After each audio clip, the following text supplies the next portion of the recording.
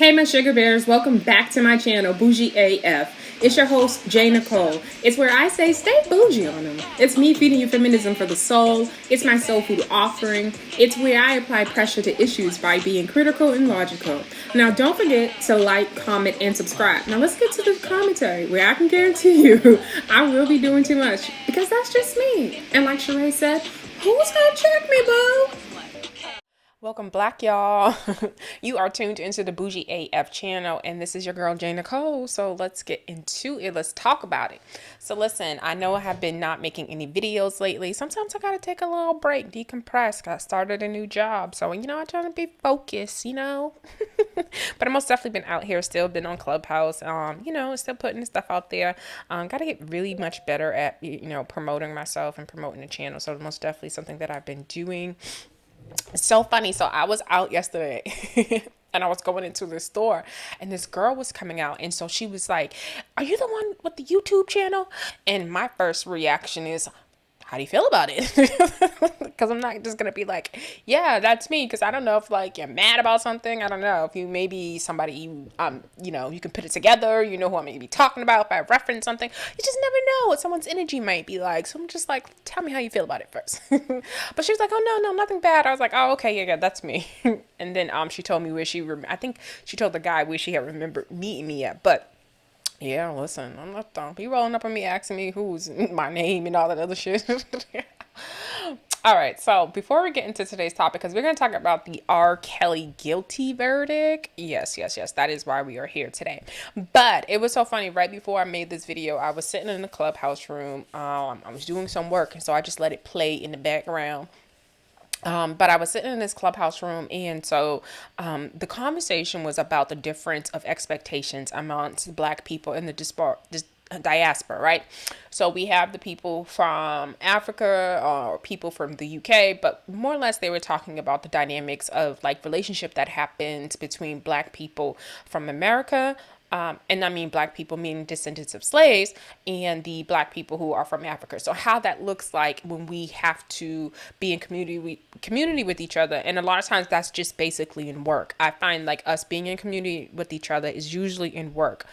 So when Black Americans and Black African people are in work together, what is those expectations amongst us, right? So as a Black American, I come with I can't even say this. A lot of Black Americans, when we link up or we are in spaces where we are the minority, we tend to think that the other Black person will be our friend and we have found a comrade, right? And that we will have the same mindset around different things. And a lot of times those different things, it will be about our feelings towards white people and what our experience has been in this country and maybe our family's experience in this country, right? So we come with that, right? So we didn't think that when we see another Black person that they feel the same way, right? And so that means that automatically we found a comrade and that we're going to automatically be friends and watch out for each other. And I think in a perfect world, and I'm Black American, y'all know that I'm ADOS to the through and through, right? But I find I also have this problems with other Black Americans. There's that level of expectation of thinking that we're all going to be friends. And I totally agree that I don't expect that when I'm at work that all the other Black people that are in the building have to be my friends, right? And then if they're not my friend, they are my enemy. And that's a lot of times that street culture that I feel like sometimes shows up in workspaces, right? We all don't have to be friends. We all don't have to go on lunch together. We all don't have to think and move the same way. And that's hard for a lot of Black Americans to accept that, right? So yeah, I think it happens because of where someone may come from. So they come with that level of expectation. And it's not something I agree with, right? I don't think that another Black person has to be my friend because of proximity or because of our race, right? With that being said, at work, I'm not your enemy though, right? So I'm not going to do anything to go against another Black person in the sense of if whatever you're doing at work doesn't affect me, I have nothing to say about it. Period, right? But the minute it affects me in any type of negative way, yes, I have something to say with it. If you're Black, white, or blue, I don't care. That doesn't doesn't that doesn't resonate with me. So if you're a black person, you're at work and you're not doing your job and you're making it harder for me and you're on some ignorant stuff, yes, I have something to say. And that's only because it may directly affect me now. You doing you, and when you come to work or how often you call out, if it don't affect me and all of the shit, I'm not in my manager's face talking about it. And I find a lot of times a lot of black people, I don't care which ones, black Americans, and be usually black Americans, let's keep it 100. It usually be the black Americans that be on at the workplace being the biggest sellout. In my experience, they tend to be the biggest sellout, and they tend to be the ones who are shucking and jiving and running their mouth back to the managers. That's just basically what I see. Most of the time that I see Africans, they usually come to work and do their job and mind their business. That's what I've seen. I'm just talking about my personal. They just be trying to, come up the ladder. I know y'all gonna get mad for me saying it, but it be my own people that be the most trifling at these job places. I'm just gonna keep it honest. I've had my worst experience with black people has been black Americans. So until we get have conversations where we're actually really talking about that, then I don't know. I told you I had that one experience with that one black, I'm not saying one black, but that experience with that black supervisor of mine. She wanted to manage how I eat. She was concerned about how I eat. She would how I dressed, even though I dressed fine because I still dressed the same way. She wanted me to come to work on this real professional funeral ready type of wear, it's slacks and weird ass mundane shirts and stuff like that, silk shirts from back in the 80s and 90s, that the uniform that all black people were wearing, black women, the Hillary Clinton pantsuit type of shit. I don't know, right? I wasn't there, and nor are we there in 2021, and nor was that place there, because it was this was her own black woman respectability politics in her head, right? So she believed in projecting a certain type of image because that meant you should be taken serious, and this is with professionalism, and as a black woman I'm showing up, I'm ready, right? She had that whole thing going in her head, but it just wasn't that type of atmosphere, right? It was literally everybody dressed however the hell they want, right? There was a white girl who was on our team and she had purple hair. She was into funk, you could tell she was into you grew up with white people, she wore holes in her jeans, but nothing too excessively, but grunge, she was a little bit into grunge, but she was just quirky. No problem with her. I liked her, you know what I mean? But she came to work and she dressed however she wanted. This woman literally just had a problem because I was a black woman, right? And so she wanted me to come in on that same type of time she was. And I was just I'm comfortable with myself, right? So I do the work and they like the work. So I'm not I don't feel like I have to do that extra shit that you're on because of whatever's going on in your head. So I'm pretty sure she didn't like that. And I just thought that was bullshit. I thought that was bullshit. So that was another black woman projecting her own bullshit on me. And I'm just no, if I am coming to work and the director of our own department is coming to work with loose fitted t-shirts on when the neck's stretched out, I'm not going to sit up here and another black woman project her fucking bullshit on me, period. And it has nothing to do with not knowing the tone of where you're at and how to be. That just was not that wasn't the vibe. That was her own shit. Sometimes when people aren't good at their job, they'll distract people with bullshit. How the fuck are you offended by how somebody dressed if they're doing their job? And that's just weird.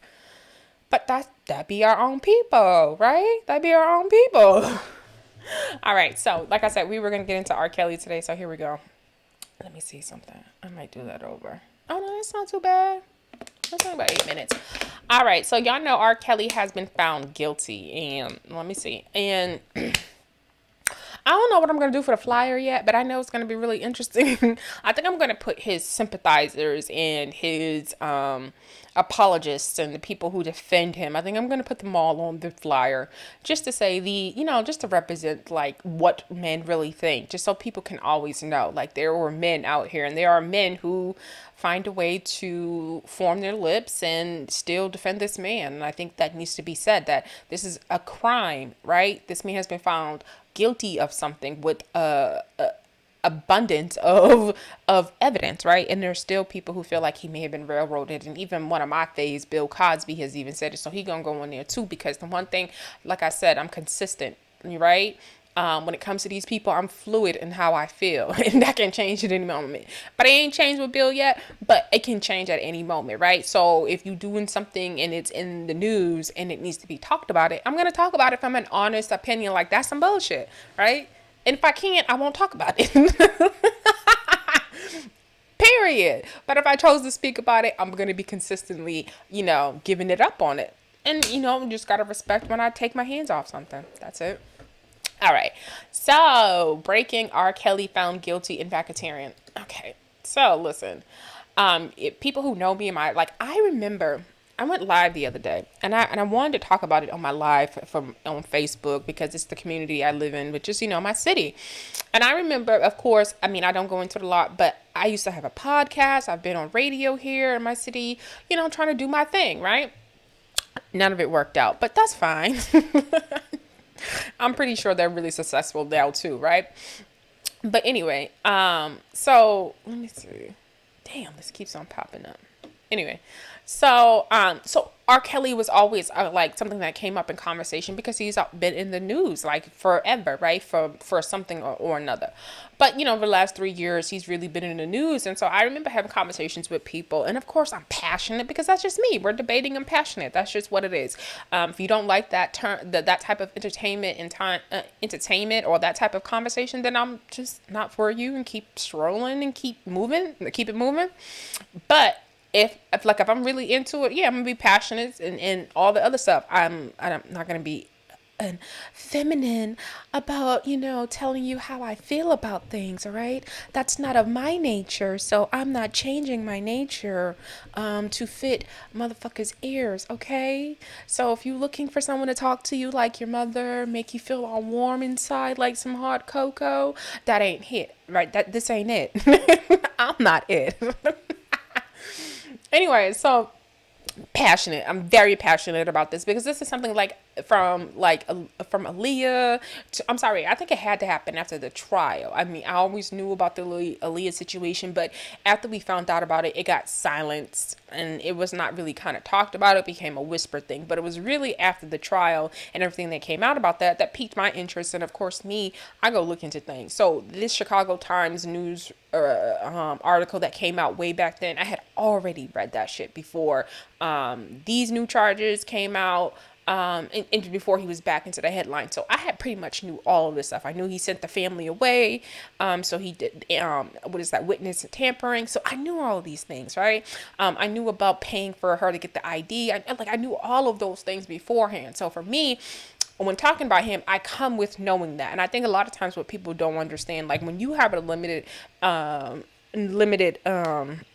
insight on something, right?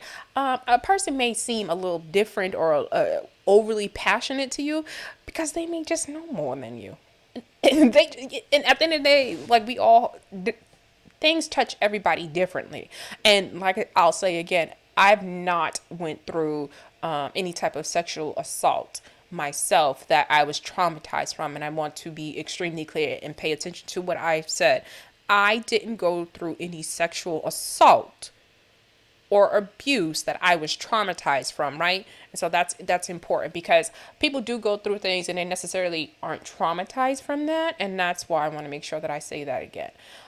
So with that being said, my passion comes from just seeing how society just does not protect us as Black women. And I'm talking about, when it comes to sexually, when it comes to just our presence in being able to just live without feeling like you're in danger if you say the wrong thing to the wrong Black person, a wrong Black man. And that there is a part of our community that will protect that. A part of our community that will say that is your fault. A part of our community that will want you to put it on your back as being a strong Black woman, right? So and there's no correction being given towards our counterparts, which mean the men in our community. It's always, oh, let's not be too hard on our men. We got to build them up, and they're under attack. And it's just like, well, as we can see in society as Black women, we're under attack as much as they are in terms of Karens. Sandra Bland died at the hands of the police too. Corinne, I think her name is Grimes, in Baltimore, she died at the hands of the police. Like, so there's been our own stories, all right? So we still have that threat on us too. And I think even more, we have more pressure on us, right? Because of what we experience within our community. Black men aren't being oppressed in the Black community, right? They kind of feel like that's kind of their safe haven to be authentically their full selves as men. We don't necessarily have that same ability. Okay, with that being said, this is what I advocate for. This is what I stand up for. This is what I decided that I want to lend my voice to, right? And I know I owe nobody any explanation on why I go so hard, right? I wish more people would decide that, you know what? Those little girls that you have and you love your daughters and you want them to be the most fiercest and strongest woman, turn into the most fiercest, strongest women as possible. Yes, I've had those same type of experiences and same type of empowerment growing up. So learn how to deal with women, right? The same way that you would want someone to deal with your daughter as she becomes a woman, and you want her to continue to be fearless and continue to show up as herself, right? So you want that for your daughter. Understand that somebody else wanted that for their daughter too, as you deal with women in society, right? So stop trying to silence women, but then just want to be like, oh, my daughter's this. No, it goes hand. I'm somebody's daughter. Other women are somebody's daughter that they wanted to be strong and all this other stuff. So you don't get to then be a man in real life and just be disgusting to other women. It doesn't work. I don't care how much you want to talk about your daughters and building up little girls. How about build up women and treat women respectful, because they're going to be able to see through it. Like, I can see through a man just talking about making sure his daughter is going to be this and this and that. It's easy to see through. R.Kelly has been found guilty by before we go there. So that's my spill. That's where I'm coming from. That's what I advocate and all this other stuff. And also, when it comes to feminism, and I'm never going to just be like, oh, I don't hate men.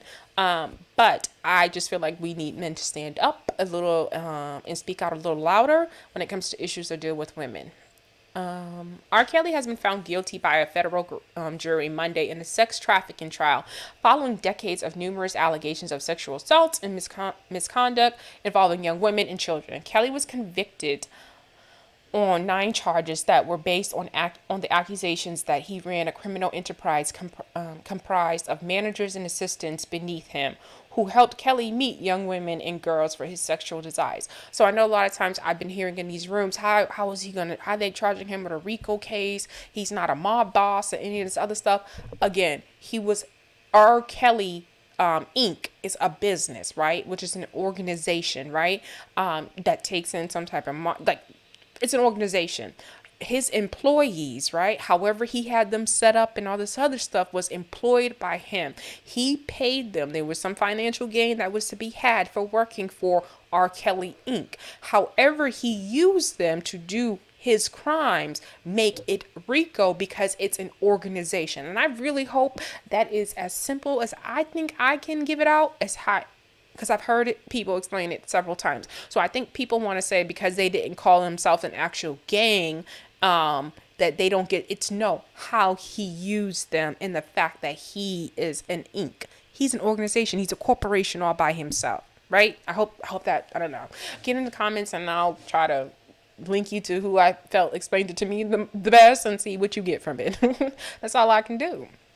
A jury of 7 men and 5 women found R. Kelly guilty of racketeering after 2 days of deliberations. The Associated Press reports several of Kelly's accusers testified during the trial, alleging R. Kelly subjected them to perverse and sadistic acts while they were underage. While awaiting sentencing for this case, R. Kelly is also facing. So, yeah, it's a lot going on. Like, people...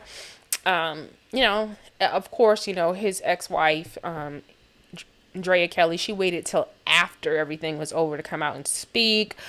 Still telling us that same tired ass shit. Not really giving us the real details. I'm on these YouTube streets, so I've went and seen the backstories on Kelly. Kelly's, yeah, and this is me changing my position because, like I said, I'm fucking fluid with this shit. Okay, I don't know these niggas, and until I'm on, it just is what it is. Anyway, so if you go into these YouTube streets and you start watching a lot of these interviews and stuff of people who came forward, and you start listening to people who were around R. Kelly before he became R. Kelly, right? The R. Kelly that we know. In the early days of, other groups and other bands and stuff that was around and got to see some things, there's a gentleman that allegedly tells this story. And it's not alleged. I mean, at this point, it's whatever. Who tells the story of knowing Drea Kelly. Tells the story of Drea Kelly being the backup dancer. Also tells the story of how Drea Kelly was in the back of the bus with R. Kelly, getting down with all the other women in the beginning, right? So allegedly, I'll say allegedly because, this is somebody else. So he tells the story because I think he was a part of the band or something like that at the time. All right, so he tells the story that Drea Kelly was always one of the girls. She used to be one of his concubines.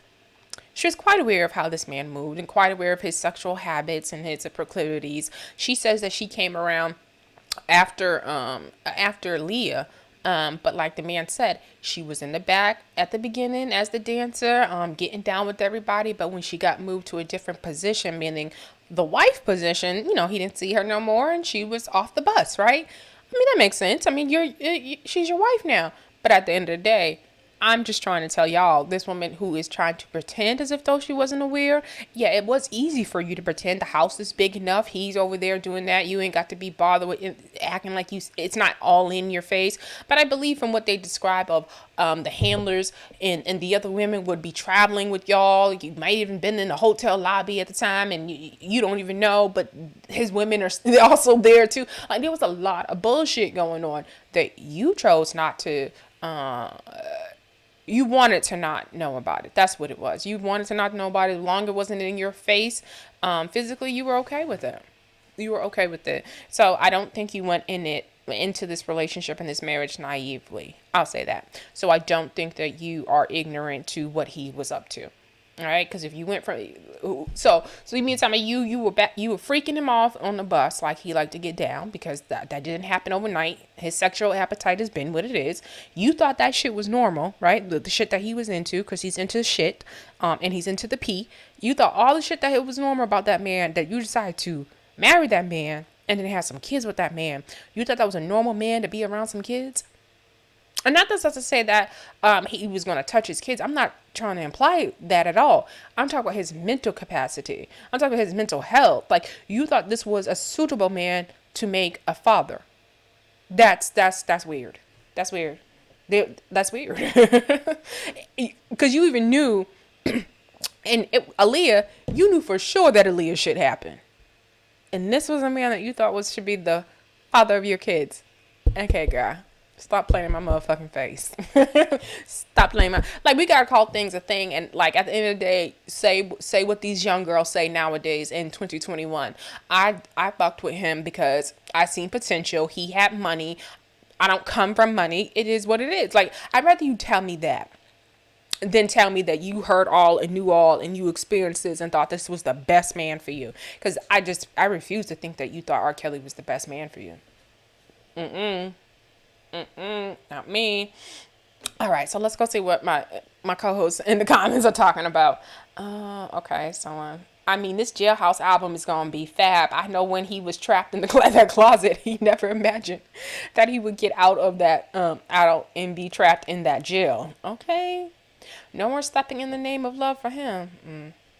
All the people involved should go down with him. I agree that everybody that was involved should go down with him. I also, the other caveat, a part of this is, Aaliyah. There's this interview that Aaliyah did. If you check out Mob Radio, she showed a clip of Aaliyah. I think, let me see if I can bring it up, and then I'll play the audio. But I may not need to bring it, but she showed this clip of Aaliyah. And on this clip,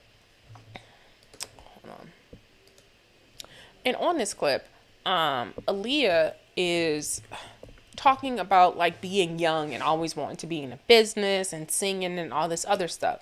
And she talked about how her mother, you know, I am going to bring it up. Hold on one second. She talked about how her mother told her how she was sexy at 10, and how her mother was teaching her how to take pictures and be sexy and stuff like that. And I know, and it's so funny because, you know, I remember seeing this interview back in the day, and the funny part is just that the host of the show immediately in his mind started to like he laughed, but it was like one of those, should we be laughing? Like, why are you being taught to be sexy at 10 and how to pose and all this other stuff, right? Even though, like, you know, hindsight, you looking back, like, why were you teaching this 10-year-old girl how to be sexy and pose and all this other stuff? Why is it that by 12 years old that R. Kelly is singing about her in a song talking about she got that vibe, right? At no point in time should he have been referencing a little girl in a song. I don't care if she was about to be his protege, but by 12, he's saying that about her at 12. By 13, they are alleged that he started sleeping with her, right? So I wonder about like her mannerism, since it's clear that her mom, seeing that her daughter had and I'm sorry, y'all gonna get mad. I'm not trying to be funny. But it seems that her daughter noticed her mother noticed that her daughter had a little bit of singing talent, just a little bit. We're gonna keep it 100. That her daughter had a little bit of singing talent. She had a brother that was in the business, and she got her daughter in front of her brother. That's what it seems like. Like this girl was used in that way because her mother realized, oh, okay, I can get my daughter in the music business. Let me get her, grow her up a little bit. That's what it seems like. This was like early training for her to be in a grown business. And with that being grown business, she was exposed to be sexy. Like, why would that be on a 10-year-old's mind? So you were teaching her how to pose and shit? It takes a lot. I mean, a lot of girls are trained to be like them, their mammies. I'm gonna be completely honest. Like, they are. Like, and I see it a lot of times nowadays with people like, oh, my mini me, right? And you teaching your daughter how to pose, wear her butt out. You know what I'm saying? Like, you trying to be her friend more than anything. She's 16, 17 years old, and she got a weed man you call for her. Like, what we doing? Huh? Yeah, so it's a real thing when you're talking about grooming, right? Yeah, most definitely. But I need to find this interview. Hold on one second, because I want y'all to see it. Because, like I said, the host was like, "Why at 10 years old?" So you have Aaliyah, being taught since 10 years old on how to be.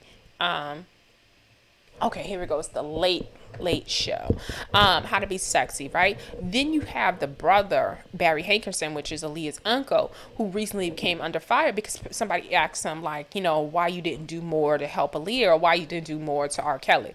He on some, oh, that's when I learned I couldn't kill a man and da-da-da-da-da. And it's like, nigga, did you scratch him? You could have sent somebody else would have did it. I promise you somebody else would have did it. I'm not advocating for it. I'm just telling you, if you really tried, that somebody else would have did it. So I don't believe this motherfucking family. I think this family's full of shit, to be completely honest. So he says, I went to the minister, and, you know, and that's when I realized, and me and him talked, and we decided that we just gonna let karma take care of it, you know, that we just gonna, it was no point of 2 lives being ruined. What 2 lives? What 2 lives? I am freaking lost. What 2 fucking lives is he talking about? So, what I gather from what he just said, that it was okay that maybe Aaliyah's life was ruined, so there was just no point of also going ahead and ruining R. Kelly's life. I'm confused by that.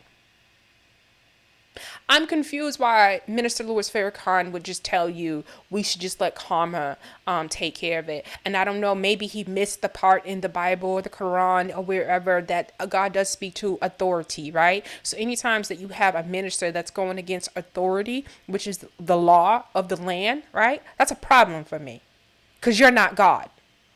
right? So my thing is, like, as a minister, I would think that, I'm someone who's supposed to be a protector of his flock. The women that later on were sexually assaulted and abused by R.Kelly, those are flock, right? Those are people, and those are reasons why when you hear about somebody like an R.Kelly as a minister, and you believe in the authority and all this other stuff, because you respect that, because it's in the Bible. It's in the Bible. It's there. And you respect that as the law of the land, right? Why would you be pointing someone away from the law of the land, right? If it's going to long term means you get to protect flock, right? People who follow the people, right? I have a problem. I have a problem with ministers and pastors who want to be God, right? There's a time and place of being able to step aside and say, yes, we are going to pray for him, but this person is a danger to society. You don't get to make those decisions, right? I'm totally disgusted by the NOI, right? And so let me tell you, God puts you in places so you can hear some things. God puts you in places so you can hear some things. And like I told y'all, I be all over Clubhouse in different rooms, and you should not think or pull anything from that in terms of like whether or not what I really believe in. I think only thing you can really say that I really believe in is like reparations and being ADOS. Now, do I believe in everything that they talk about? Of course not. That's why I don't participate and I don't do all that foolishness that they do. But I mean, I guess some of us feel, and it's some people feel like it's a part of what needs to be done to be heard. I think they're trying, sort of like probably what the movement thought that they were doing. Wait, because they're not the movement, but I did that video where I found out about the movement and in Philadelphia in 1985, and their thing was like, we're just gonna drive our neighbors crazy until the city has to send news people come and the message has to get out. So it's the way of just like, we're going to be disruptive to get our message out. So it seems like some of ADOS's movements seems to be a little bit like that, but not that extreme. But they do it on the app. But I don't agree with it. It's not something I'm going to do, like be disruptive in that type of way or try to turn every conversation into an ADOS conversation. I hate when they do it, even when I'm on fucking stages. Like, I hate when they come up and do it. But I guess it's a part of the strategy of like, listen, let's get this message out here. And if you're talking about some shit, we can wrap it up into our message. We're going to do that. That's a lot of people. But when they do it and I'm in the middle of something and I see they twist it, I get pissed. I get off. I was like, stop changing the fucking conversation. Because no, I do think it's rude. I think it's rude and whatever. It pisses me off. But it's a strategy and it's something that people do, right? To cause disruption. All right. So I'm trying to get back to where I was with the Aaliyah thing. Let me think.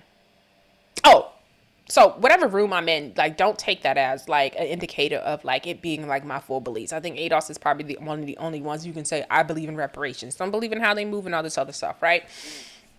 With that being said, so looking at Aaliyah and looking at her uncle and listening to Minister Louis Farrakhan, I'm a little bit confused on how a minister could most definitely not be thinking about the bigger picture and trying to protect society, right?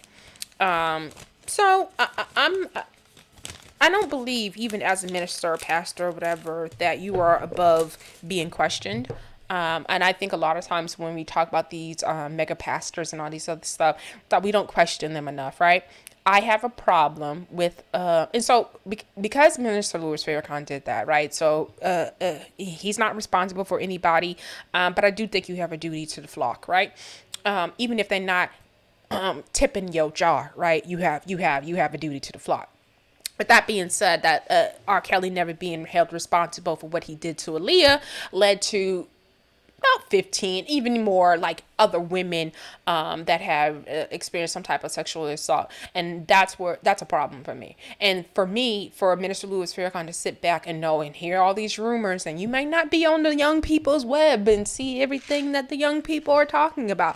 But listen, the old people have also been talking about it. So it's made your way to you. So you've known about it. You've heard these rumors and you sat back like the silent, like just like the bone carrier. No, you ain't even the bone carrier. He's where the bones is buried, right? This is where everybody gonna tell him all the business, and he's sitting back like God, and letting shit just happen, right? He's making decisions to not get involved and and this person, what did you think? I'm confused. Did you think R. Kelly?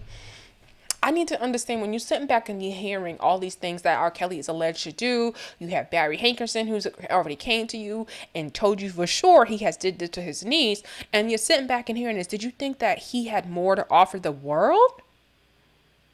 Like, did you feel like what he was doing to like, in terms of singing, just singing, because that's what the fuck it is. It's just singing. It's in terms of singing that he had more to offer to the world than these girls, and it was okay. The representation of him being a black man and being successful, that image mattered more than taking down a black man and what that represents in the community. Like, it feels like you sat back and you made a judgment call on worth. Because I don't understand how you sit back and listen to that. And listen to all these rumors that came. I don't understand it. That leaves me perplexed. For real, for real. And I know he has this way of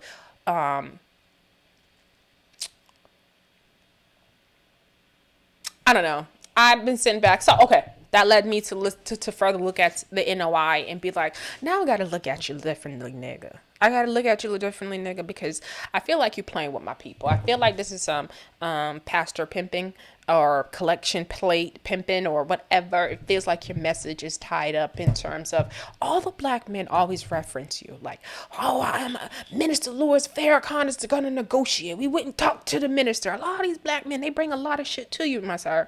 And you keep a lot of secrets and, I'm not going to say secrets, but, they look at you as a confidant, right? But then I started to notice, like, why do we hear about Minister Louis Farrakhan so much in the NOI? And the reason why we hear about them so much is because they really come out against the white man and talking about our plight and everything that we experience and how America needs to be held responsible for what they've done in the world. And most definitely do. But I think the problem, and I had to look at it because you sat back and just let that happen to R. Kelly. That's not biblical. That's not that's not biblical. That's not biblical. And because you will sit back and go against what ultimately should be what should be about, if you're going to say that you're a religious organization, right? Sitting back and letting that happen to R. Kelly makes you not a religious organization to me. A part of it makes it not a religious organization to me. You went against the flock. You were okay with not protecting the flock. And so I most definitely have a problem. So I started thinking about the NOI, and I started thinking about your message that you put out is more geared towards trying to take down the white man, about 60%. It's more heavy top on that, right? And so if I'm a country and I'm sitting back and thinking about organizations and how we group organizations, and we're thinking about religious organization, and we're thinking about maybe a terrorist organization or a hate organization or any of those things, I'm not going to label the group any of those things. You don't fall into a religious group to me anymore, right? Because again, you're not protecting the flock. But a lot of times people are using you to seem as though they are religious, because you sat back and listened to all these things that R. Kelly had to say. But in 2018, he was at your house. You prayed on him. You had the cameras there, and you were talking about, you just, I want to find it. Y'all got to see it. I just couldn't believe it myself. Like, to be completely honest, y'all, I couldn't believe it. Okay, but here, is this the interview? Yep, this is the interview. It's longer than 7 years ago. But here we go. Okay, this is from Thais Olivia. This is Aaliyah 7 years ago talking about her mammy, her no good ass mammy. Like, 'cause it's fucked them all. Y'all sat back and watched some bullshit.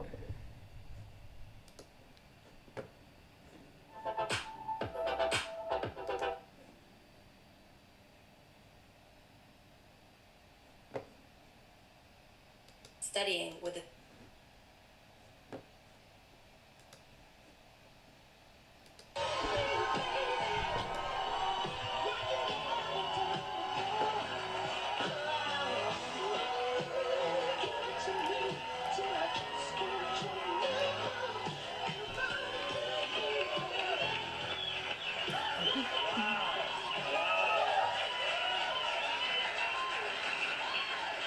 There she is. Beautiful, talented, young, Yes. and your career, you're just gonna get bigger and bigger and bigger. How old are you? 21. 21. Just turned 21. Just turned 21. Yes. You know say your name, Aaliyah? Aaliyah. Oh, jeez. Like Muhammad Ali. So I've been saying it wrong for a week because they told me. I'm here to tell you. Thank you. Muhammad Ali. Thank you. Listen to that Muslim reference. So when I started thinking about her mammy and her backward ass daddy, and I'm sorry, her backward ass uncle and shit, so I was like, okay, so I'm pretty sure the mammy was probably into this, the NOIs type of shit too, because that's the only reason why I could think of why somebody would be grooming their daughter to be a certain way, and then sit back and let shit happen and say nothing. Aaliyah. Yes. Aaliyah. Do you know what it means? Yes, it means the highest, most exalted one, the best. Do you know that's in Arabic? You're right. That's what it means. The highest. Do you know what? It's true. I researched this stuff. I don't know how to pronounce it, but I researched it. Do you know what Craig means? No, tell me. The second highest, most exalted one. Now, I saw your movie, Romeo Must Die. Thank you for seeing Yeah, I don't see a lot of movies, but my friend said, let's go. He's into the Kung Fu, and Jet Li is in this. Yes. And how did you get the part? I met with Lorenzo di Bonaventura, shout out to Lorenzo, and I told him the kind of character I was looking for and the type of movie I wanted for my first movie, and he introduced me to Joel. I talked to him, Joel Silver, loved him to death, Right. and I did a screen test, and I got the part. There is a scene in there that I cannot believe. Yeah, the guy Jet Li is doing his thing, his kung fu stuff, hitting people, and there's someone takes off a helmet. It's a woman. Yes. And he says, "I cannot hit a woman," which is, I think, a very positive message. Yes, admirable. So this is what he does. He takes you and your hand, and he hits the woman with her hand, and then he uses your legs. I couldn't believe it. Uses me as a weapon. He still pummels the woman. he uses you Well, to I'm like, pummel her. look, she's kicking your butt. You Yeah. gotta do something. I mean, this is America. Yeah. We kick ass Yeah, here. exactly. No, but the only thing, I'm watching the movie, and there's something between you and Jet Li. In a movie, it's a love story of sorts. But you guys never hooked up in the movie. No, we never hooked up. There's no steamy, hot love scene, unfortunately. And that's good. It's good. It's a sweet, it's a sweet relationship. Exactly. Right, and at the end we did a take where we kissed, but then we decided Take that out. I don't want to see that. You don't want to see I don't want to see that. Why? He's too short for you. I need someone with height. You right? need someone like who's 6'5". Yeah, the second most exalted The one. second most.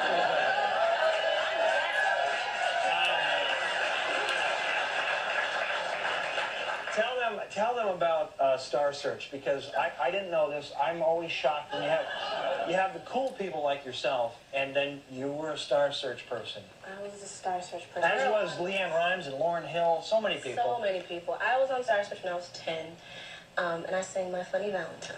Do you guys remember you know that song, My Funny Valentine? My funny Valentine.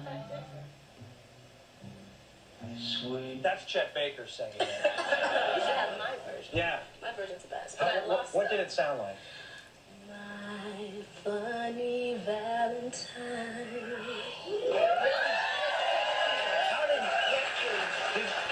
Did you win? No, I lost. How did you lose? The other girl, she beat me. I don't know. I thought I should have won. I thought I was hot. Yeah. How old were you? I was living. How old were you? I was 10. And I got 3 3/4 You were hot at 10 singing My Funny Valentine? You don't understand. I was hot. I don't think you're supposed to be hot at 10, are you? Now look at this. You're a sex symbol, I guess now is what they're telling me, right? That's cool. Do you like being a sex symbol? That's cool. I think it's great. Are you comfortable? Yeah, I totally embrace it. Like I said, I was hot at 10. Right. Right? And what did your mom used to do? My mother, when I was younger, we were getting me ready to come out of business. I was looking for agents, so she was taking pictures of me. And she said, yo, she's got this kind of sex appeal working. It comes through on the pictures and the camera. So mom was taking pictures so you're comfortable. Because my mom, I made her stop taking pictures of me. Why? Why would your mother be worried about your sex appeal coming through on a camera?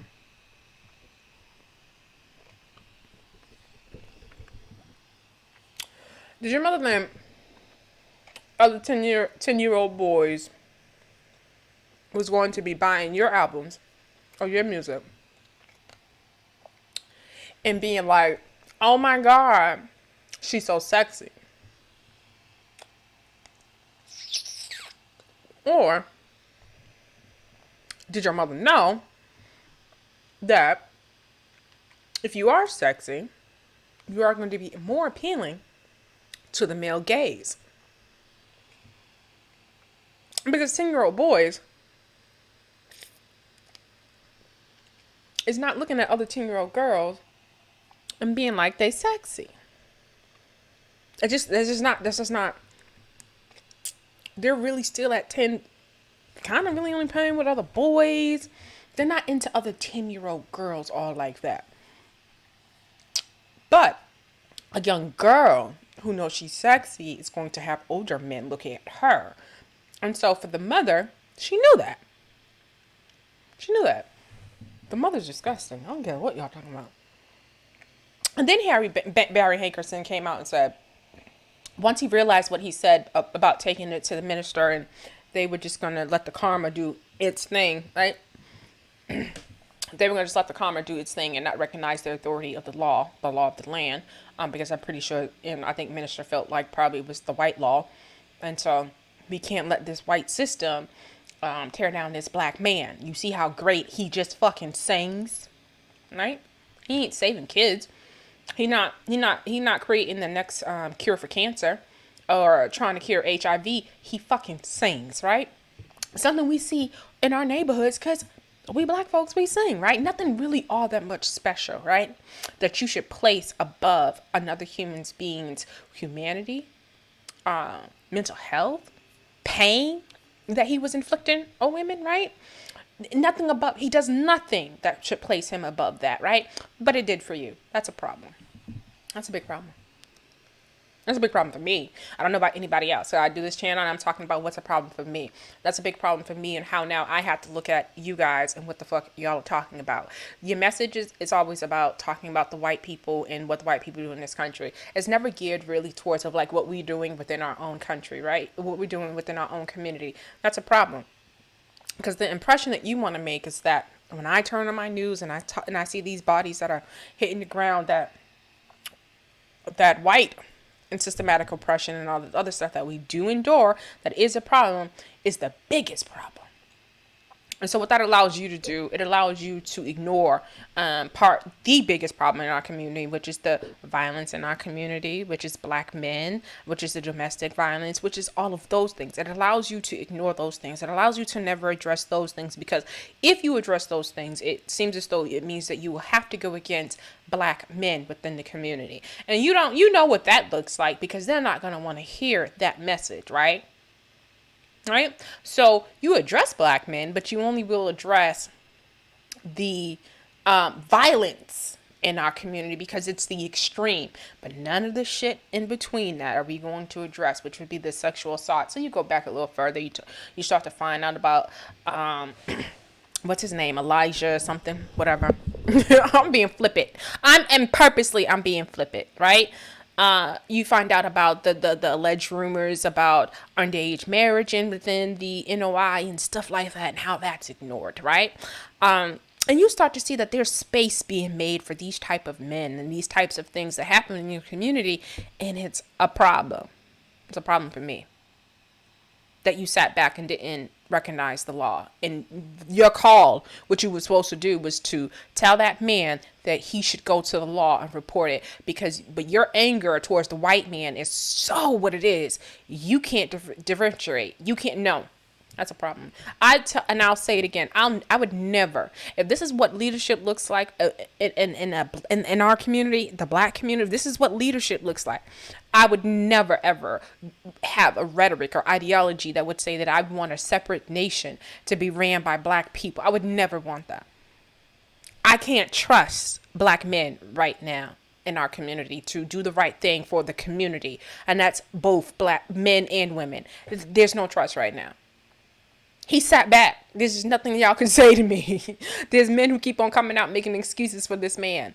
There's people who keeps on talking about, I was in the room this week and there's been so many rooms, and it was this girl, she came in there talking about, oh, when I was 16, all I cared about was dating men who had their own, that took care of me. So I did have older boyfriends. My family did know about it. Nobody said nothing. As long as I was treated good and nothing happened to me, it was not a problem. Right. And so she was talking about the fact of the matter is that, it happens every day in our community, and how we don't report it, how we don't do any of that stuff. And as if though the normalization of it all. Right. Because there are some pockets of the black community. This shit is normal. People turn a blind eye. Oh, she's grown. And she barely grown. She like 19 or some shit like that. All right. But then you go back. When there's smoke, there's fire. That's all I can say. So she comes in the room and she gets on stage and talk about how, like, it would have been normal for her to do that, and she don't see nothing wrong with it.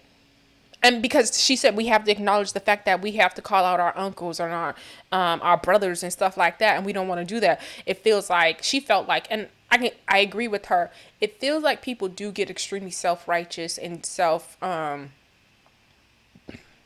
be having all these morals and all this stuff to stand on when it is a celebrity. But in real life, they don't show up that way.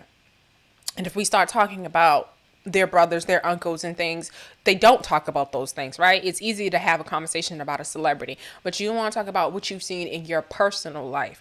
And a lot of people don't bring that into the conversation. They'll talk about things. They'll talk about sexual assault and violence against women as an abstract thing of something they've never been in close proximity with, right? They've never seen it. They'll talk about it like that instead of talking about it in the real way of saying, yo, I've seen this shit. And that's what I think makes me different than most people, because I'm comfortable with saying, yo, that shit is real, right? And I don't want to do the whole statistics said, no. What I see says, and what I know and what I hear from other people says, right? That's what I'm on. That's what you're going to get from me.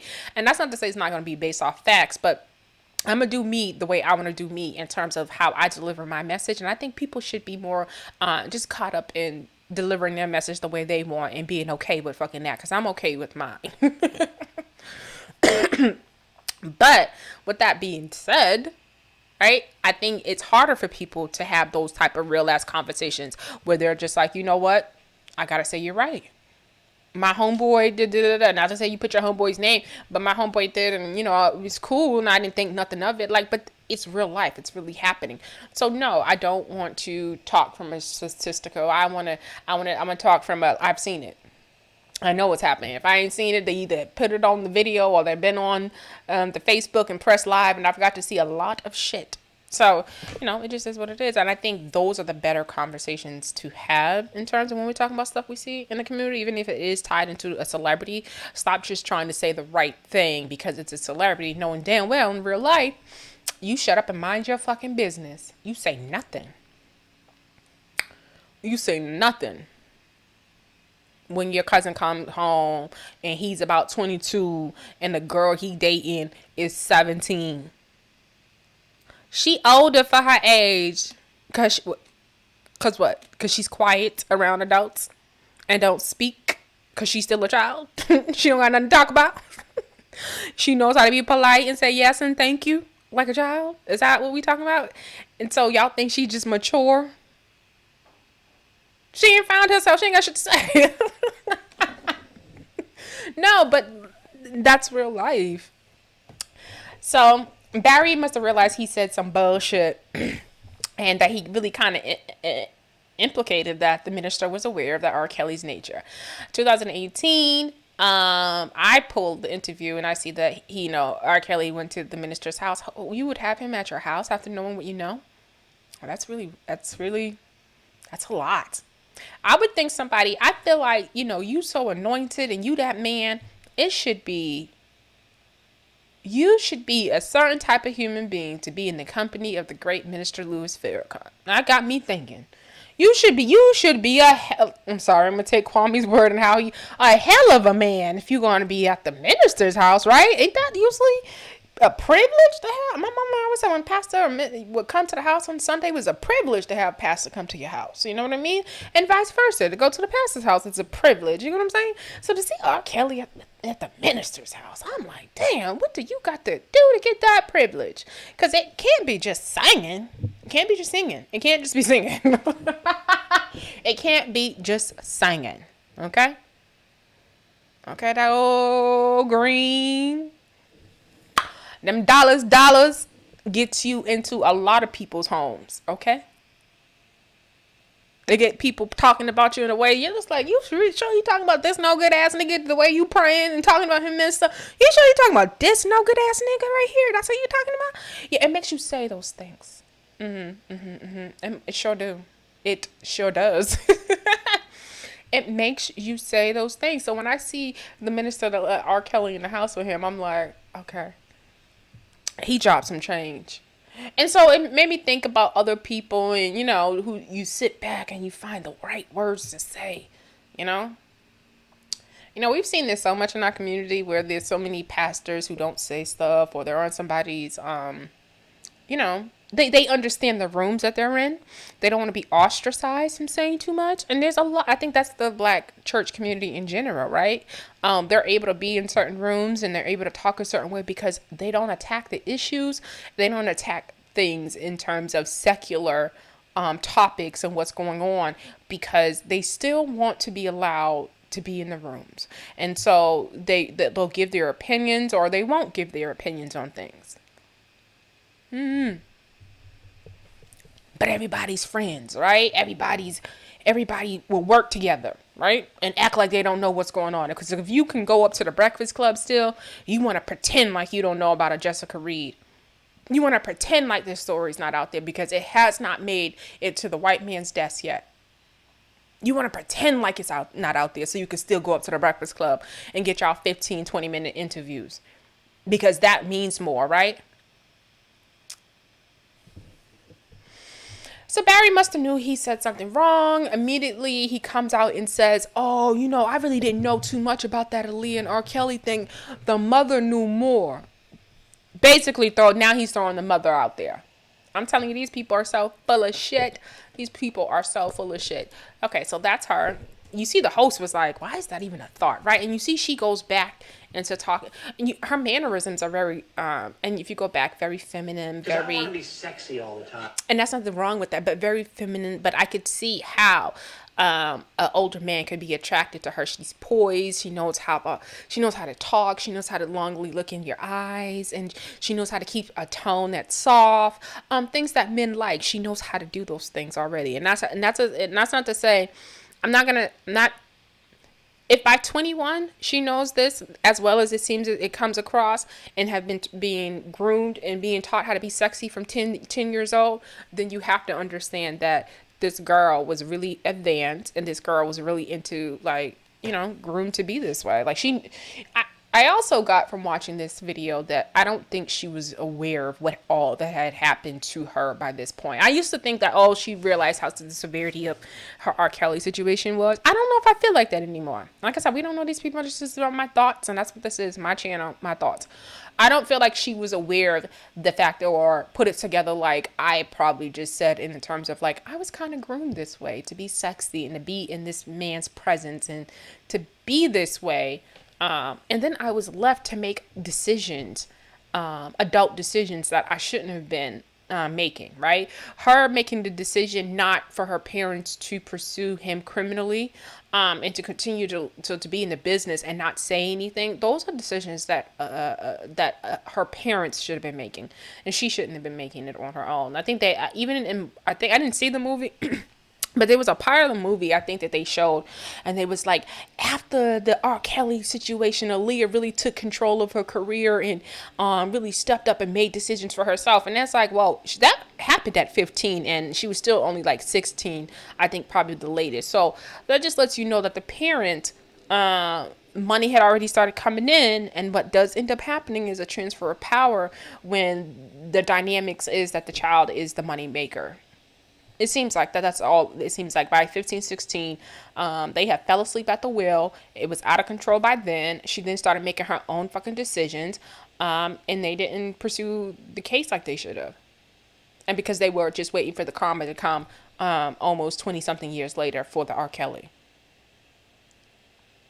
You do have to get involved. I think karma is nice, but we're talking about criminal behavior. We're talking about criminal behavior. So now let's pull up. I didn't know I was going to do this for this long. Now let's pull up R. Kelly, Minister Farrakhan. Look, second one right there. And his wife. You brought this monster around your wife? Yeah, must see this. This is his shit right here.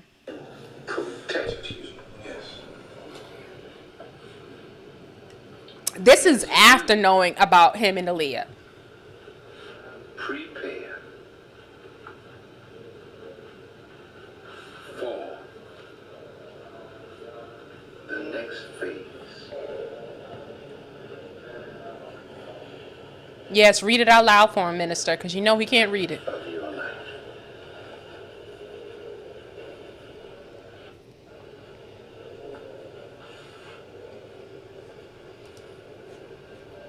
May Allah bless, guide, and protect you.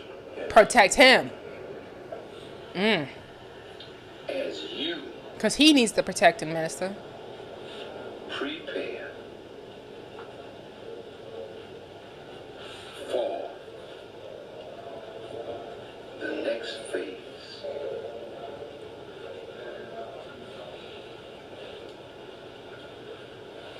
of your life.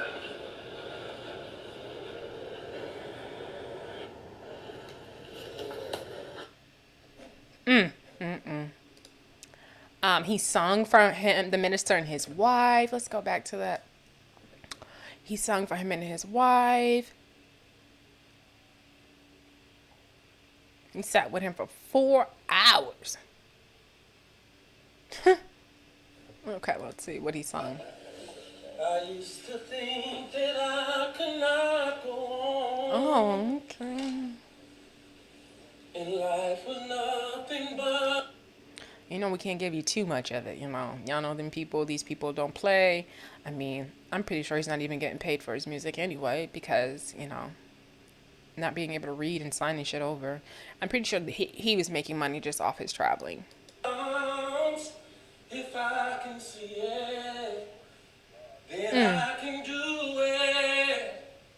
If I just believe it, there's not. I can't give you too much. Can't give you too much. Look, so you were a fan? Is that what this is, Minister? You were a fan? Is that what?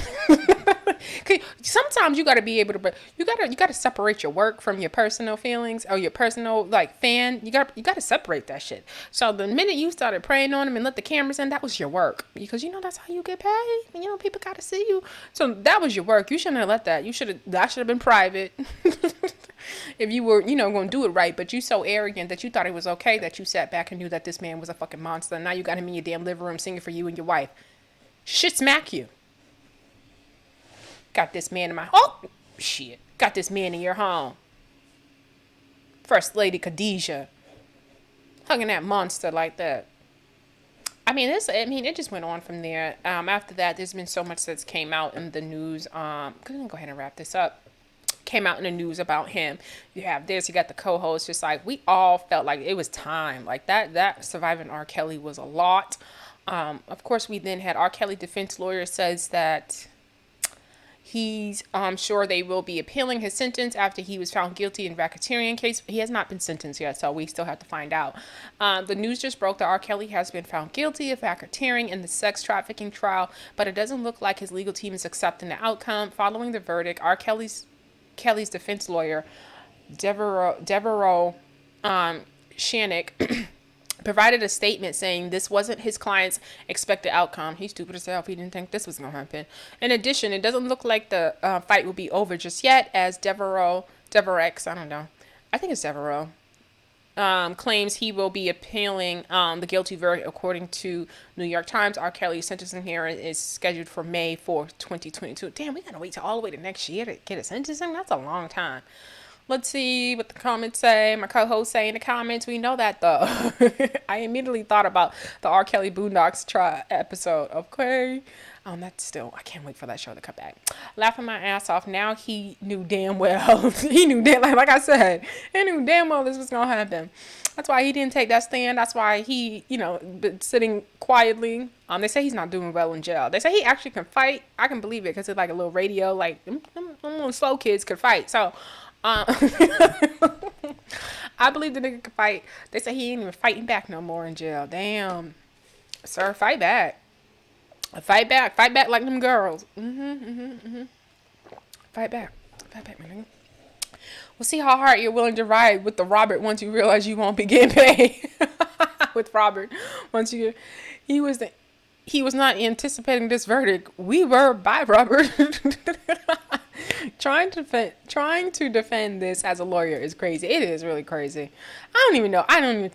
Release a written statement. I don't think I'd be on camera saying some bullshit, though. I'm going to release a written statement. I'm going to have a PR person. I'm going to have a little somebody do that for me, because I don't think I would be able to say it. Even if I got to do it as a lawyer, I got to, defend a position I don't believe in. I don't think I'll be able to publicly speak it, like, to the media. Something tells me this lawyer will quit soon. Exactly. That man going to jail or hell. Send his preacher and let the Lord take over. Princess, I don't know, what's her name? Princess Ika? I don't know. Let me see. Okay, Princess Ika says, but he did it though. Alexa, play R. Kelly, I wish. Don't even waste no more time. The man is guilty. Like, if I was the lawyer, I wouldn't take it. I'd be done. But, like, I'll give you a reference to another lawyer. Just keep on passing it to lawyers. Because if he gonna pay you, he gonna pay you. But at the end of the day, nobody believes you. It's waste of energy. I wouldn't even want my work to be entangled in this type of energy, which is the R. Kelly energy. So I just think I would just, pass it on. Give it to the new law student coming out of school or some shit. Sorry. But I just think it's over. I mean, the money's gone. You can't even milk it all like that. He probably gonna be asking for IOUs. He's probably, you gotta act like you're really working on it. Like, oh, she was lying. Like, you gotta interview these other girls, try to poke holes in their stories. Like, I'm all set.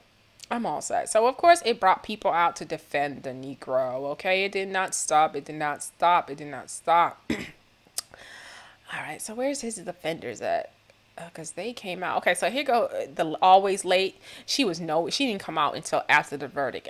I just think that we got to stop giving her attention. We got to stop letting Andrea play with us. I already spoke about her, but gives this long-winded story of nothing. She's already said this shit. Like, we're not finding out anything new. Any of the weight on you that this has been recognised in a court of law and he will serve time, possibly the rest of his life in prison?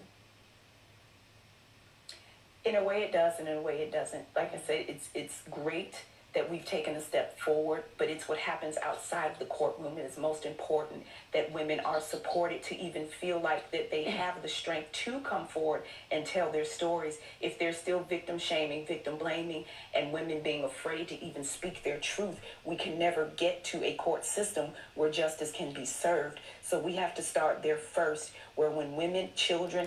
This is why I have a problem. Drea, as long as you know that we are not victim blaming you, I think you need to understand that. I think the American people, and even myself, I think we've been very nice to you, considering the fact that we know that you're full of shit. The man is slow. he needs everybody to do things for him. You were quite aware you were one of those girls before. So we just want you to tell it from that aspect of knowing about who he is and deciding to sit back. If that's not what you're doing, then we don't want to hear it. And I feel bad for your kids because you chose their fucked up daddy for their father. When it dealing with her ex-husband, she never miss a beat. Exactly. She does know she doesn't have to do these interviews, right? Does she know? Because we know, and we don't want her to do that. Here she go. She always pop up for an interview. Exactly. Trying to get probably back on somebody's TV, something. Lady, bye. You knew and was involved. Bye. That's literally what it is.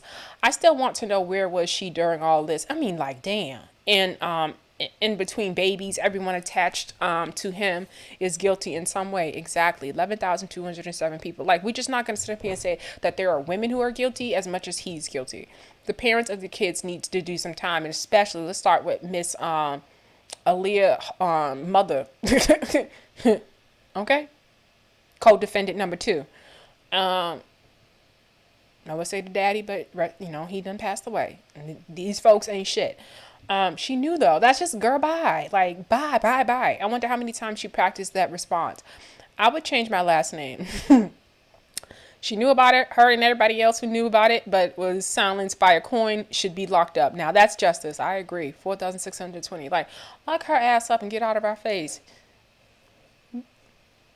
Okay? And you can tell that he's into the... Her body type is very similar to the Dominique's body type. Like, you knew the man was sick. Just shut up. Just, like, literally, just shut up. All right, what else did we want? Who else came out and said something? There's been a lot going on. Y'all see all this mess? Ooh, folks buying their boyfriends 28 acres and shit, acres of land. And I'm a fan of Moneybagg Yo and his music, but I think Moneybagg Yo really does love this Ari. Does love Ari. And they buy expensive gifts for each other.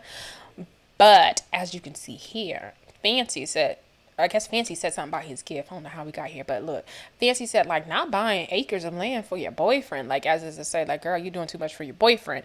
You know, they are a little hood couple, so they just, you know, first time getting money, so they just out here just buying everything, right? Birthdays coming, so you got to put something out on the gram to show how you just, like, stepping it up a notch and you're doing it bigger and bigger every year. Because it's like, at what point in time, y'all been together for a little bit, what point in time is it to get to the sentimental gifts of just, like, spending time with each other on a beach and loving each other, and that just being enough, instead of every moment looking like a flex moment, right?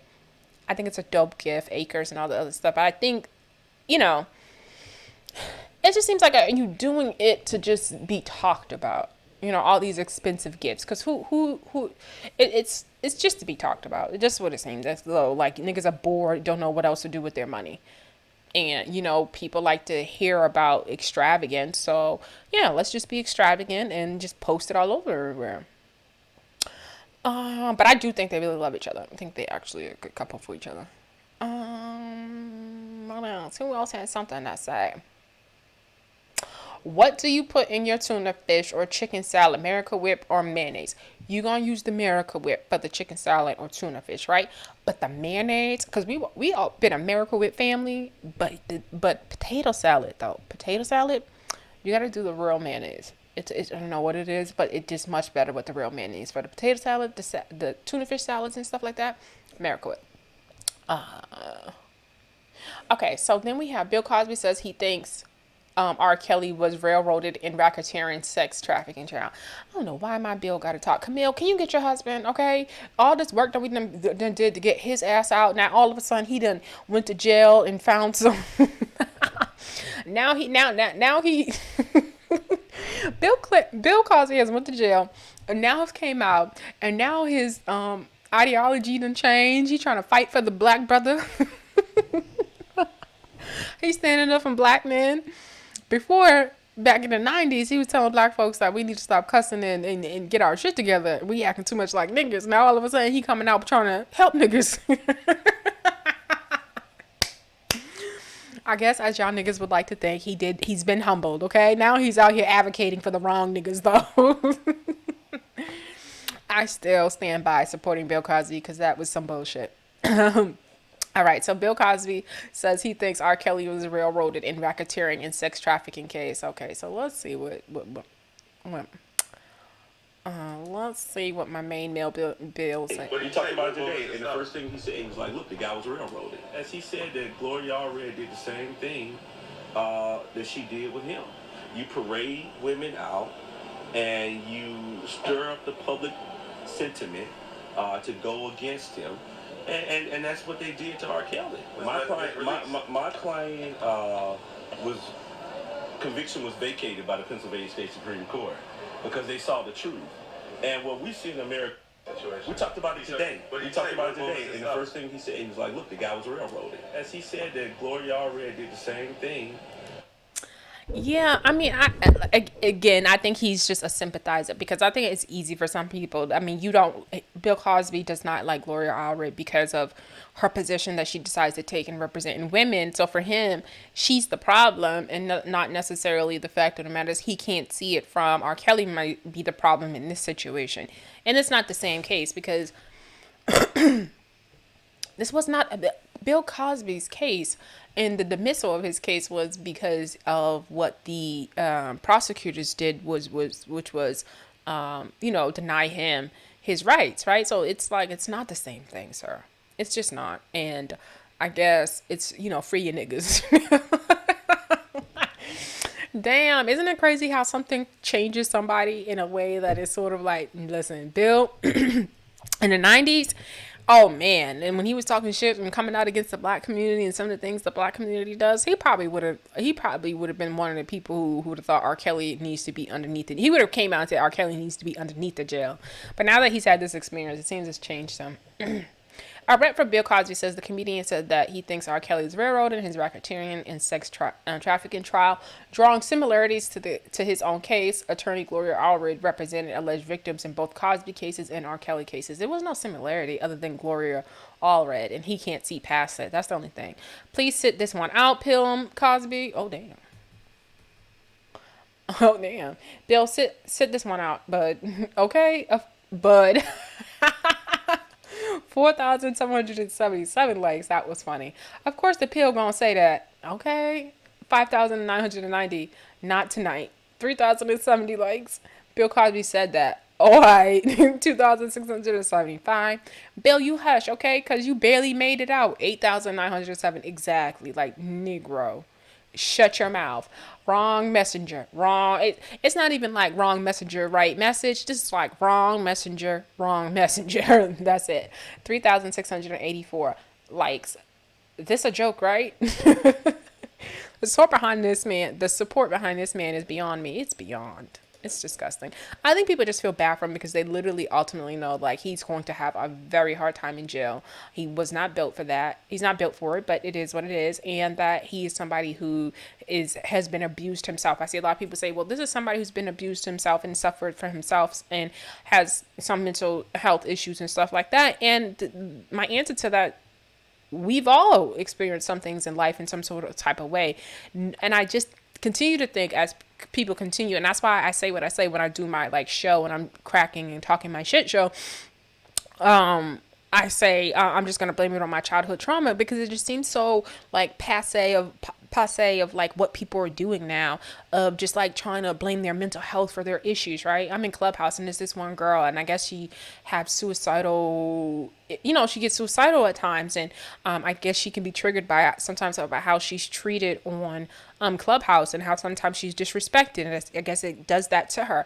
I say to anybody, like, if you know you have triggers, and I think we all have triggers right? So things just trigger you in different ways, and it doesn't even have to be like a severe trigger that causes you to want to act out or anything like that, but it could be something that just evokes like emotion in you because of maybe something you went through, so that triggers it for you. But I don't think it's people's responsibility to not say what they want because of your triggers. I think in terms of, I'm talking about people who aren't in relationship with you. I'm talking about just being in random environments or random places on platforms in social media. I'm sorry, on purpose. being on platforms and social media in terms of like Clubhouse and stuff like that, I'll go in a room and they'll be like, oh, if this triggers you, and I'm sorry you're triggered. And I'm like, if I was triggered, I wouldn't be up here. Like, I wouldn't be talking about this if I was triggered. But I think there are people who put themselves in these situations, and I just think that's their fault. So if you are someone known that you are prone to suicidal thoughts because of a treatment that is happening over there, don't go over there. And so don't make people feel so uncomfortable that you can be all the asshole that you want to be and how you address people and how you talk back to people. But the minute that people give you that same type of energy, we can't do it to you because you can become suicidal. No. That's not how this works. That's not how life works. You have to be where you need to be to feel better. But nobody has to change. And you participate. That's my thing. It'd be one thing you just go up on the stage and sit there and just give your opinion when it's time to give your opinion. But then you be participating by cussing other people out and over talking, and like you get involved. I'm just saying you get engaged with other people. So you can use Clubhouse and not engage with other people to the point that it affects you. You can use Clubhouse and don't engage with other people so it does not affect you in real life. Like you literally can just not go up there. You can literally not back channel and be talking to people on your personal time when you close the app. You literally can do that. I don't know. So I just find it to be manipulative because I know some people in my personal life, they do a whole bunch of shit, but literally know that ultimately people will feel bad for them because it's a part of I'm like this and I did that or I behaved like this because everything that I've been through, I just literally had no choice in life, so I didn't know better. Like there's some people who literally get through life with that type of way of being and thinking and having people perceive them as some delicate, but unknowingly, like somebody who's delicate and doesn't know the magnitude of what they do. And I know for me personally, dealing with someone like that, she would just literally do things to people and be like, oh, it's not that big a deal. Or would try to get co-signers to the bullshit she does because it would make her feel better, right? But everything ultimately comes down to, oh, I'm just doing what I got to do for me. That bullshit, that shit that we seen Karen Civil do in terms of when she stole that money from Duke and Cameron called her out and he said that, stop playing girl, you said that you got to eat. There are some people who will think that that's acceptable, right? They have to eat. I'm telling you right now, that's never going to be an okay message or anything. If you think you did something to me and it's like, oh, I had to get mine type of situation. Good luck. Good luck. Cause what you're ultimately telling me, I had like, yeah, I'm going to do whatever I got to do as long as I'm good. You don't give a fuck about nobody else. And we're not talking about survival. We're not talking about any of that. Cause again, when Karen Civil took that $60,000 from dude, she was getting money in all places, and she's getting money the right way, but she's also stealing from people, right? So no, we're not talking about if you didn't take this last $60,000, you were going to starve to death. That's not what we're talking about. So when you hear niggas say that, oh, I had to get mine, or oh, I'm just out here trying to do what I have to do, that's some old, I'm gonna run you over and fuck you. That's. And you ain't got to be considerate of that motherfucker like that. Period. I don't care what you went through. Which one of these coffee shops have the best coffee? Starbucks, Dunkin' Donuts. It depends on what you in the mood for. When I want some like hard, like whiskey, like cognac type of coffee, Starbucks. If I just want some, mid-grade, get me through my day type of still strong type of coffee, Dunkin' Donuts. But when you want that gas, Starbucks got that gas. I was drinking, like, I love seeing the Starbucks because my family, we travel like in a car. We like to, when we used to go trips, it's usually by car, but even though my sister, she's not into the car thing anymore. Anyway, so we, I love seeing a Starbucks on the highways because you don't see that many of them. You see tons of Dunkin' Donuts. Now, just to remind you, not all Dunkin' Donuts are the same across this country, okay? After you leave New England, it's garbage. have to. I don't even think it's good in Connecticut. Like, I literally feel like after you, no further than Rhode Island, all of Dunkin' Donuts is nasty. Like, I went to Dunkin' Donuts. Like, I remember being in Florida one time in Tampa, and like you had to drive a little bit to find a Dunkin' Donuts because it's not like it's here everywhere.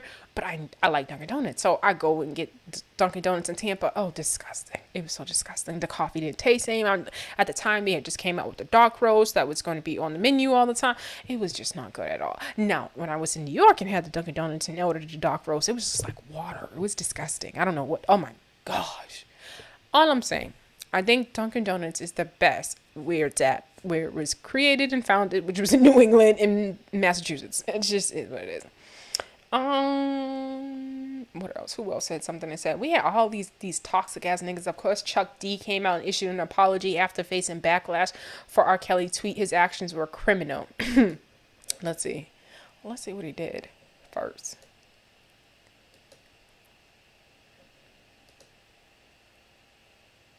Okay, so this is what Chuck D. Now, just to remind you, all this stuff has came out about African Bambaataa. These men still ain't say nothing about that. I'm gonna have to look it up because I thought Chuck D said something kind of, from what I remember. Now, don't hold me. I thought he was kind of excusing what African Bambaataa is allegedly accused of doing, which is assaulting a little boy. He had an apartment in the projects, and he had all the little boys coming over, talking about Black Pride, and he was touching your little sons.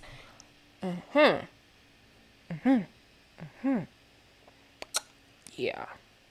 Y'all don't even stand up for your damn selves, to be completely honest with you. Black men don't even stand up for themselves, like for little black boys, like for real. Like, it's disgusting. Okay, so Chuck D, if you know legendary Chuck D, then you know who he is. Most definitely somebody who's highly respected. I mean, let's see what he says. Abused in his youth, an addict as an adult. An addict to what? Okay. An addict as an adult. Ike Turner served 18 months in prison. Rick James did similar time. Ike came out and changed it to a positive human being. How long should R. Kelly spend in prison? And does a U.S. system give a man a chance for? Does the U.S. system give a man a chance for a man to change his world around? This is why this video was so long. That is so perplexing that he said this motherfucking bullshit. And this is what we're talking about. This is the shit that makes people mad at black men. Fuck this nigga. For real. Ike Turner served 18 months in prison. I don't know what Ike Turner served 18 months in prison for, but it was never for anything that he did to Tina Turner, right? So let's be clear on why people think Ike Turner was a bad person. The impression that people have of Ike Turner is because of Tina Turner and domestic violence, right? But that's not why he spent 18 months in prison. So I don't know why is that? I know he was into things like drugs and all this other stuff, or maybe even some drug dealing, like allegedly. But he was into other shit that got him in prison. So I'm not quite sure why you said that. Rick James did similar time. He was not also, and I want to make sure that I'm clear. Let's see, Why did Rick James go to jail? And you have to literally listen to what people try to quote and pull over you by conflating. Hold on one second. By conflating a whole bunch of shit.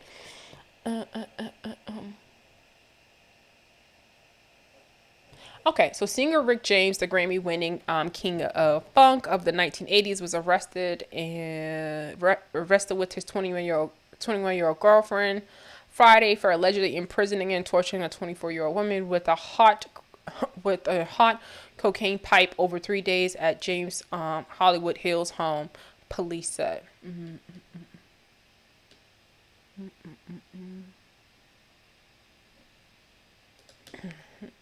I do remember that he wasn't out of jail too long. So this is singer Rick James was sentenced to 5 years and 4 months in a California prison on Friday for what prosecutors said violent drug-induced attacks on women. James, 45, best known for his 1981 hit Super Freak, was convicted in September of holding one woman against her will and forcing another to have sex with his girlfriend. And during a 6-day cocaine binge, he could have been sentenced to 9 years. You know why Chuck D is bullshit for even bringing this fucking story up? He's bullshit he's bullshit for bringing this story up, because Rick James went to jail for an incident that one incident that happened, right? It included multiple women, but it was one incident that happened, and it was one incident that happened including white women, because we're talking about Rick James, right? One incident that happened, right? That's not the same fucking thing. All right, so then to try to say how long should R. Kelly spend in prison, as if though we have a one incident situation going on, to imply that America doesn't give a black man a second chance to be something great, as if though one time you're done. That's not the case. Ike Turner did 18 months in prison and came back. He did change his life around. He didn't come back and get into the same fucking bullshit that he was doing before. And the same thing for Rick James. So fuck you, Chuck D. If you think that this is the same thing, that this man has multiple cases and have been addressed about situations multiple times, and you think it's the same thing, okay. Research and read and share the first two letters, R-E. That means reading the shit you don't like to the point of exhaustion. Don't fool yourself. I'm not quite sure what that means. Interesting to see the conversation on Sirius XM volume I don't know what that Segu, from TikTok to R. Kelly. When you start seeing 30 to 40-year-olds swimming the same social media waters as 12-year-olds, social media entertainment mixing, it's like putting a nightclub inside the high school gym. It's like paying attention to the comment board on content without ever knowing a damn thing about the commentator. Take a survey feeding escargot to third graders and try getting a good response. Everybody will settle for pizza. That's what we have in TV, music, film, and sport. Pizza-tainment. Okay, just be clear, I'm not the R. Kelly fan here. 75 million sold somewhere, and I ain't got one of his songs, and his actions were criminal. My apologies if the wings of perception loom beyond that. The words on this slave app. My clarity launches on my own rstvapp.com. Okay, so now you doing this young shit too, and doing shit for clout or doing shit for attention. So you did this to promote your own shit. rstvapp.com, October 1st. Because it'd be one thing, like, if this shit happened and then right away you release something, I cleared it up on my YouTube page, or I cleared it up on my IG page. Like, you literally are telling people to go check something out on a date coming up, October 1st. Okay, fuck you. Period. I told you my opinions are fluid. I'll go from respecting you to being like, fuck you, with no problem. Some of y'all celebrate these motherfuckers more than you should. That was some bullshit. Because we just went through James Brown and Rick James, and those weren't examples. I'm sorry, Ike Turner and Rick James, and those weren't examples to bring up. Bullshit. All right, y'all. So I'm gonna get up on my head off of this one. That's just my thoughts on R. Kelly, y'all, and fuck them parents of Aaliyah. Okay, fuck that uncle. And if you still found reverence to believe in a minister who don't believe in protecting the flock and who's not obeying the law of the land because of his hatred of the white people, that will sit back for decades and watch black women who are part of his flock be abused and say nothing to 2018 to hearing this boy sing in front of him that he likes, that he knows is a child molester. Okay, you can still sit through all of that and still come out and feels good about the R. Kelly, or feel good about the minister. This ain't your channel. Please don't come back here. I don't want it. All right, y'all. Y'all be blessed. Y'all be black as F. I inspire. Oh my God, I love it. Y'all be posh. Y'all be bougie. Y'all be all those things. And y'all be black more than anything. Bye.